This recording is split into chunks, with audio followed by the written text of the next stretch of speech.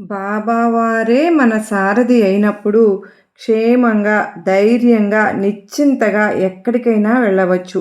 మనకు ఏ మార్గము ఉత్తమమైనదో కూడా సాయినాథునికి తెలుసు. మనం సాయినాథుని మాన మార్గదర్శనంగా చేసుకుని అడుగు ముందుకు వేయాలి. కనుక సాయినాథుని సూచనలు తప్పకుండా పాటించాలి. దానికి కావలసిన శక్తిని, సంసిద్ధతను కూడా ప్రసాదించమని భక్తిగా వేడుకోవాలి. పరిపూర్ణంగా నమ్మితే సూచనలు ఇవ్వటమే కాదు, ఆ గమ్యగోచరమైన పరిస్థితుల్లో తానే మార్గదర్శి అయి ఏదో ఒక రూపంలో మనల్ని తగిన దారిలో నడిపిస్తారు. ఒక మహత్తర ఆశయంతో ప్రయాణం మొదలుపెట్టిన మనకు ఎలాంటి విపత్తు రాకుండా స్వయంగా చూసుకుంటారు బాబావారు. అలా అనుక్షణం బాబా సర్వజ్ఞత, అద్వితీయ ప్రేమ అడుగడుగున మనల్ని మంత్రముగ్ధులను చేస్తాయి. భద్రమైన దారిలో నడిపిస్తాయి. సర్వేజన సుఖినో భవంతు.